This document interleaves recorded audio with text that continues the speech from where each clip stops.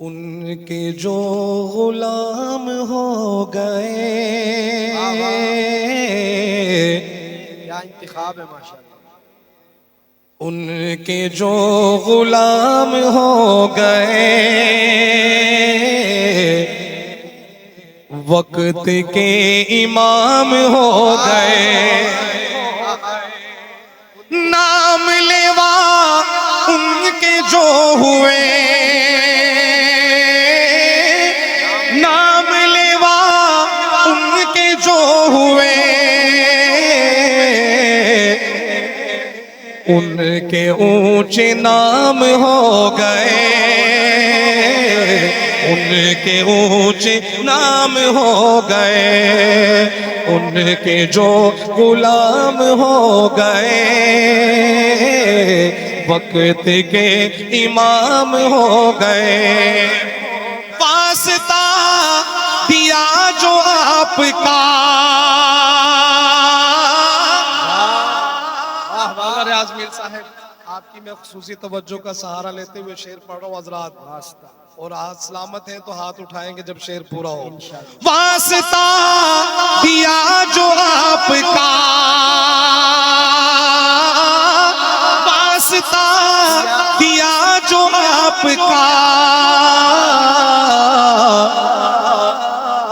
میرے سارے کام ہو گئے، میرے سارے کام ہو گئے، فرش سے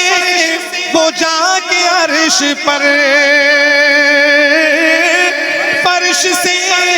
وہ جا کے عرش پر، رب سے ہم کلام ہو گئے، رب سے ہم کلام ہو گئے، مقتدی ہے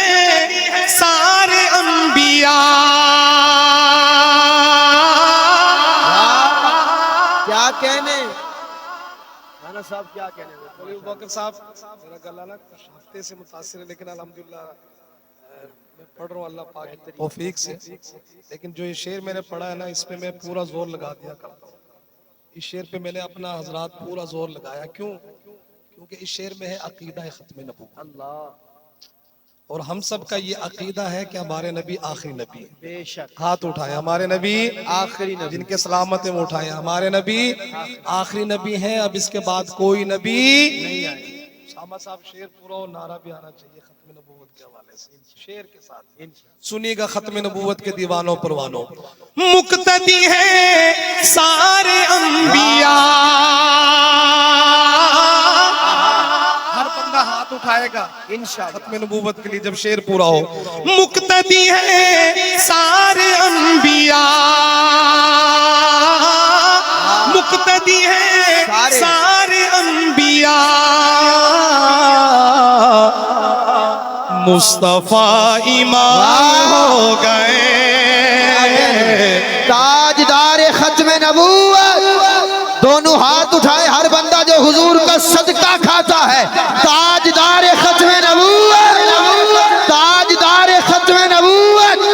جس نے بھی شان پیمبر میں اہانت کی ہے، جس نے بھی شان پیمبر میں اہانت کی ہے، دور اس نے اپنے لیے